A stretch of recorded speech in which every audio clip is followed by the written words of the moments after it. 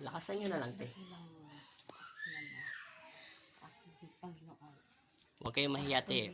Matuwa nga kayo, pinagaling kayo ng Diyos. Marami pang akong ginamot ang Diyos na may cancer, gumaling. Tsaka sana, patawarin po niyo ako sa mga nagawa kong kasalanan. Nagpapasalamat po sa binigay ninyong biyaya sa amin, sa aking pamilya, sa aking asawa, sa aking mga anak. At sana po wag po niyo kaming pababayaan. At nagpapasalamat po ako ngayon sa aking paggaling. In Jesus' name, amen. O, pakita mo, te. Yan tungkod yan, hawak-hawak ni ate. Anong pangalan nyo, te? Josepina Enriquez. Ngayon, yung tungkod, pwede nyo nang itapon.